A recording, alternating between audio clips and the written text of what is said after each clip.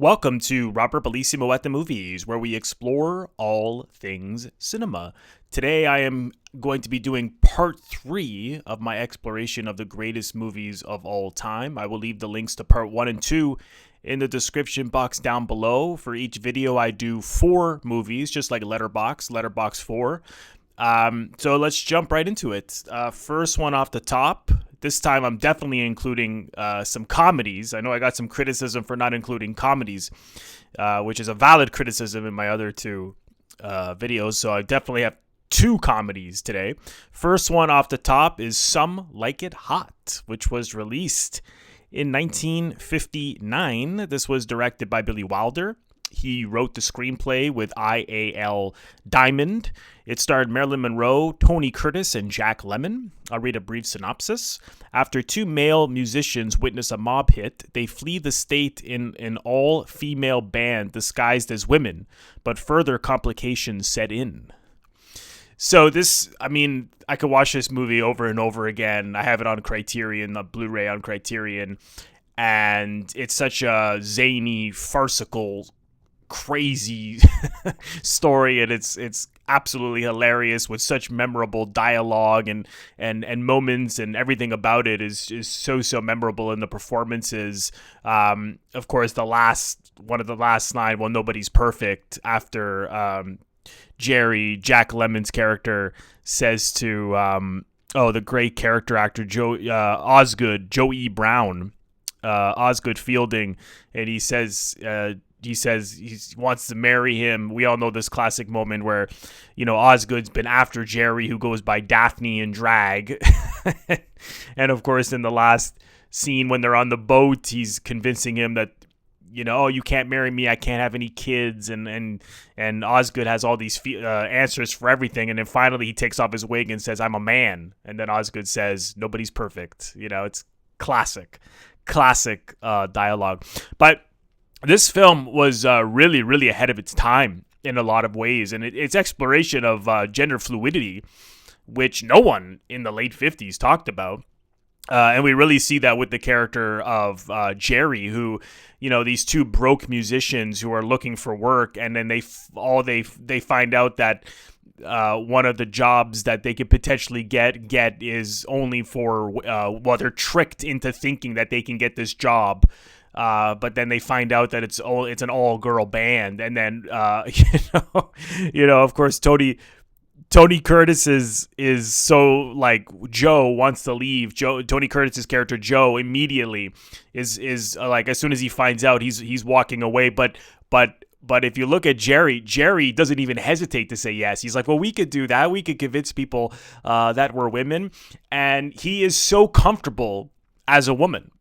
This is so interesting, and he was going to call himself Geraldine. Jerry's his name, Geraldine. Joe is Josephine, and then when they do decide to take on the job, because these gangsters are after them, so they have to hide, and so they decide to take on this job, and they pretend that they're women. He blurts out Daphne, as opposed to saying Geraldine, right? So again, it gave him this whole new identity, and it's really, really, really fascinating to me how ahead of its time it was in exploring gender fluidity. Not only that, Joseph McBride, who I owe a great deal to him on my reading of this. I've learned a lot about this film through his writing on Some Like It Hot in his great book on Wilder. He wrote this fantastic book. I interviewed Joseph about his Wilder book. I'll leave it in the description box below. And he talks about the fact that it's a feminist film, because it shows how men, once they become women, become better men as a result of walking in women's shoes, which of course we later saw in the early 80s with Tootsie, with Dustin Hoffman, which Tootsie borrows a lot from this film, and it's the same message. But this film, I love Tootsie, don't get me wrong, but this film is more daring in a lot of ways, because Dustin Hoffman's character in Tootsie is really comfortable as a woman, but it's more portrayed as the fact that he's comfortable as a woman because he's such a great actor. Whereas these guys aren't actors, and Jerry in particular, he fits fits the role of a woman like a glove, like a perfect glove, So that's really, really interesting how they really got away with that at the time, and it was really, really daring. And then, we really see with Joe's character, because he's this womanizer, he's manipulative of women. He even Sugar, who Marilyn Monroe plays, he even manipulates her. He disguises himself as this other rich millionaire as a way to woo her on this. And so he's manipulative, right? He's such a charmer. And we see that very early in the film with other women. Like he knows how to manipulate them to get what he wants to use things like seduction and flirtation and his charm and things like that. And he at the end of the film, he really feels, for the first time, feels horrible about the fact that he has to leave Sugar. He's fallen in love with her, and it's the first time we see how horrible he feels about that when he has to leave her. The gangsters get to Florida, they're after them, so they have to get out of there and go back to who they are. And that Marilyn Monroe is so great in this as well. That heartbreaking phone call when he calls her to say that he has to leave, and she gets it's a really emotional scene, and the interplay between the two of them is fantastic. But he feels horrible about it, and then in the end of he apologizes and said men aren't worth it, and he's behaved horribly and all these kind of things, and we really see that he has become this way because he's walked in women's shoes. You see that he's experienced sexual harassment. Well, they both have. Both Daphne, who Jerry plays, and Josephine, who Joe plays, they both were harassed and things like that. So they've experienced that it's hard to be a woman, and so they become better men as a result. So it's aside from being such a funny film, it's really daring in a lot of ways and was progressive at the time. It still is. Certainly holds up like gangbusters. But, again, everyone's great in this. Jack Lemmon, Tony Curtis, and Marilyn Monroe. It's absolutely, stunning performance from her. I know Billy Wilder had a hard time working with her, but then he said it was all worth it when you saw what she could bring to it. Certainly it was worth it for us because we enjoy her performances so much, particularly in this film. So that's my first pick. After that, I'm going to go with Mean Streets, Scorsese's third feature film that he wrote. He wrote the screenplay of Mean Streets with Martin. It starred Robert De Niro, Harvey Keitel, David Prouvel. Amy Robinson is also in it. Richard Romanus, George Mamoli, Victor Argo. A lot of people familiar, David Carradine, Robert Carradine, Harry Northup, who I had the honor of interviewing. I'll leave that link in the description box below, my interview with Harry. It's a wonderful cast. I'll read a brief synopsis. In New York City's Little Italy, a devoutly Catholic mobster must reconcile his desire for power, his feelings for his epileptic girlfriend, and his devotion to his troublesome friend. So, this film to me is so fascinating from particularly from a character standpoint, because Charlie is so full of guilt. He's so afraid of going to hell when he dies, and he knows that even though he may deny that he's a criminal, he knows that he's a criminal, and so he has to find ways to make up for it, to receive penance, right? And so in order to he feels that as if he does something good for his troubled friend Johnny Boy, who De Niro plays, if he helps him, then he's making up for his sins. And as we hear in the voiceover in the beginning, it's actually Scorsese talking, and he's as Charlie is in church, and in the voiceover he says, I'm paraphrasing, but you don't make up for your sins in the church, you do it in the streets, and so he believes this, and so he's doing it in the streets by helping Johnny Boy, and this of course leads to more and more trouble because Johnny is sort of beyond help, and just in a really troubled and selfish guy, and he is aware that Charlie is only helping him for himself, and he even says to him, you didn't do nothing for me. you're doing it for your, you know, I'm paraphrasing again, but you know, he's you don't do nothing for, you do it for yourself. You know, it's not for me that you're doing these things. You're doing it for yourself. So Johnny Boy is aware of what Charlie is up to and why. And I just find the whole thing so compelling, and because there's something so innocent about the characters, or something so sort of, I have such a soft spot for innocence, you know. There's something juvenile about Charlie's motives, and you know, even though he's a guy in his 30s, he sort of acts much, he seems as though he's much younger. He's got a certain innocence about him, and Harvey Keitel is so great in the role. But I just find that so interesting, this need to make up for your sins by doing it in the streets. And that's what he's doing, and that's what he unfortunately fails at.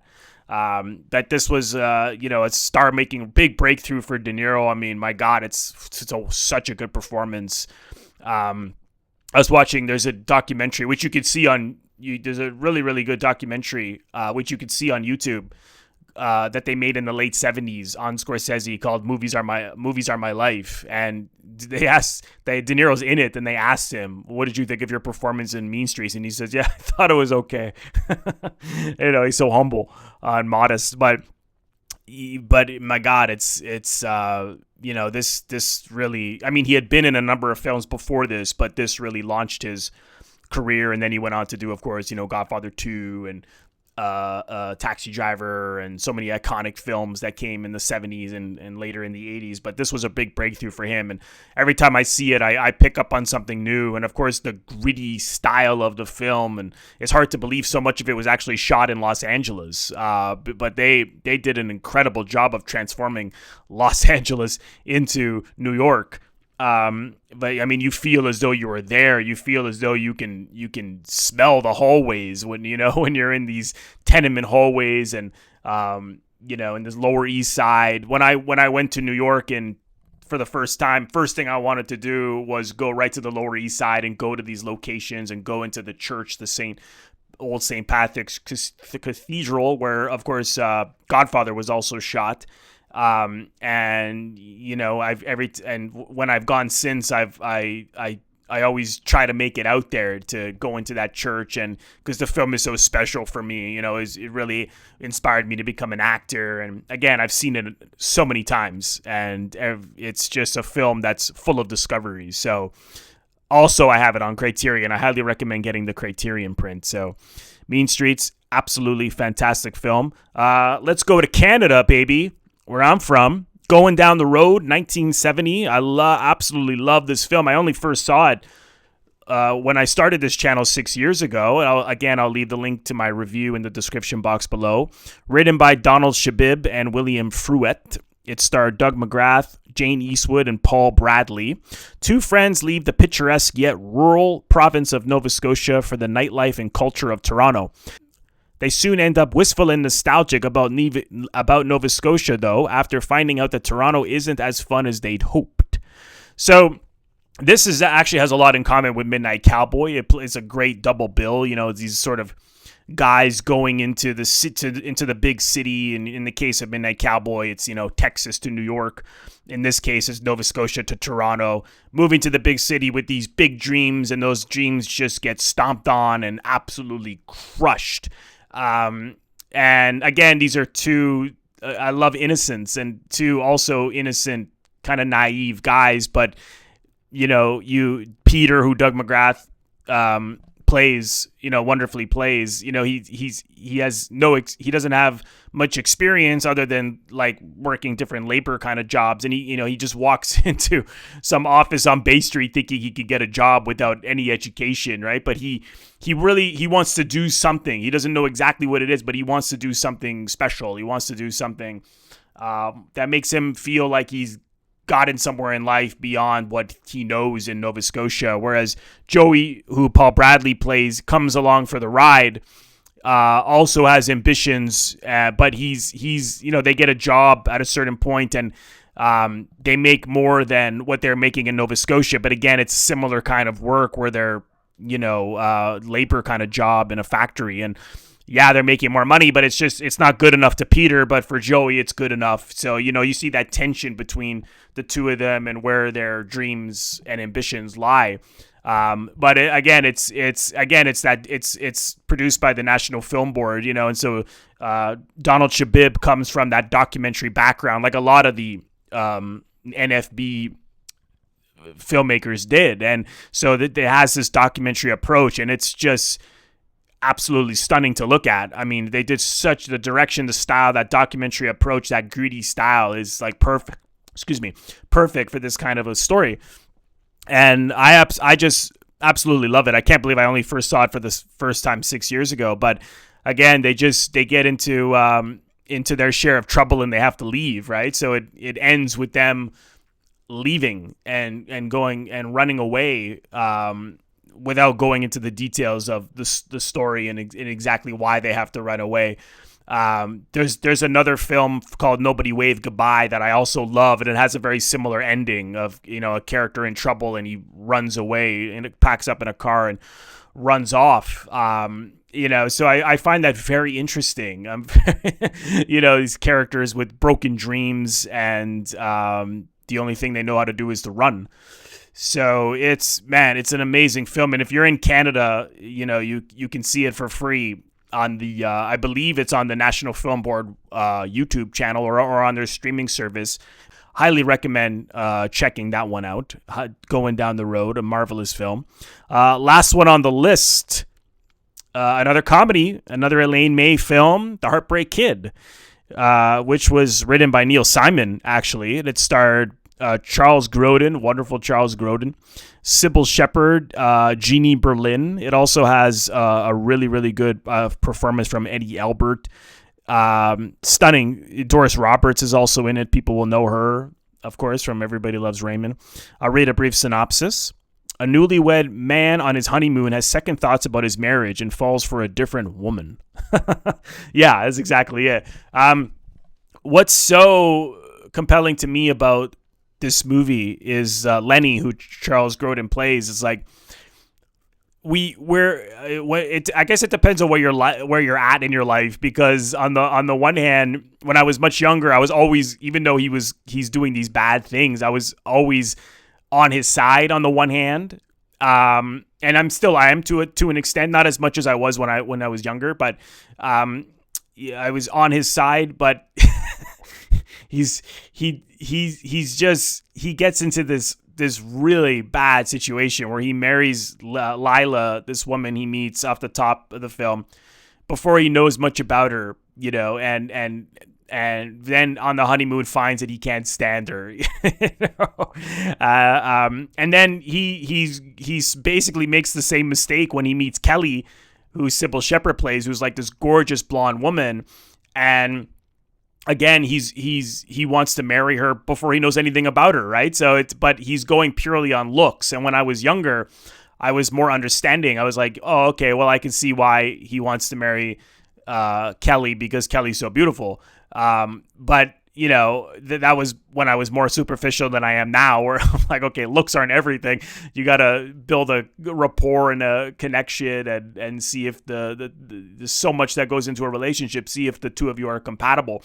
But he doesn't care about any of that. He's chasing her purely on how she looks. And he gets into this horrible situation where he's falling for Kelly, and yet he's married, and so he's everything he does to hide that he's spending his honeymoon with Kelly instead of his wife. It's so zany, it's so crazy, but yet for some reason you are somewhat on his side, and I think it's because Lenny is played, of course, by the great Charles Grodin, and he brings so much humanity to it.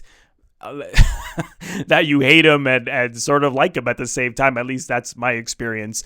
But that scene where he finally does break up with his wife in the restaurant, and that scene is so, this film is basically like cringe comedy, right? Like, it's so funny that you feel you have to look away. Like, it's almost embarrassing to watch what this guy is up to and how he goes about doing it, but you just cannot look away.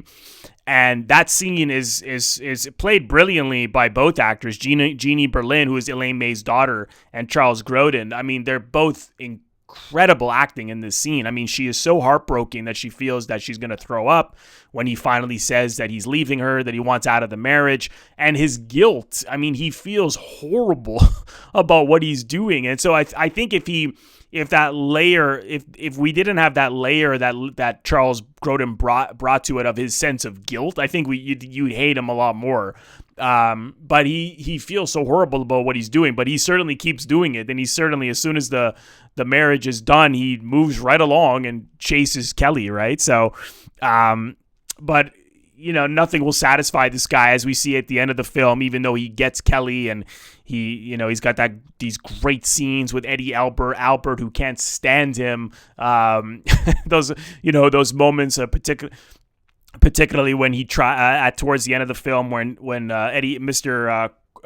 Corcoran tries to pay him off in order to get him away from Kelly. He doesn't know what else to do at this point. He's threatened him. He's told him to get away from his daughter. So how much money? He's like this rich guy. How much money do you want? And Lenny just refuses it. He's like, no, I love your daughter. And then in the end, he gets married. He gets everything he wants, and he's still not satisfied, right? Because he doesn't understand. He doesn't have that ability in him to love, right? It's love is missing from you.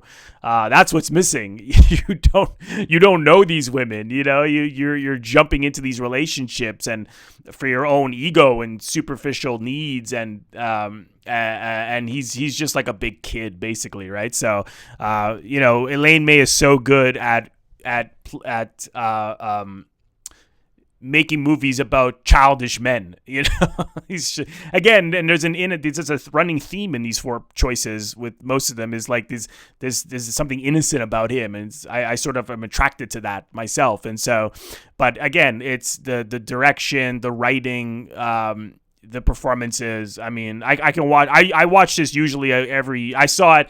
This is one of those films that's stuck in like copyright lingo, like hell, or so it's stuck in limbo, and so we can't get it out. No one can get the rights to restore it in order to put it on a Blu-ray and put it out there on 4K or 2K. I did get to see last year in Toronto a pretty good print of it. It was screened here, and it was, but really the only way to see this film, and I usually don't suggest people see stuff on YouTube for free, like bootleg copies, but it's like the only way to see it. And it's crazy because this was a hit film. It is to this day well known, a classic film, but it's stuck in copyright hell. I don't know all the limbo. I don't know all the details of that, but hopefully one day that'll get sorted out.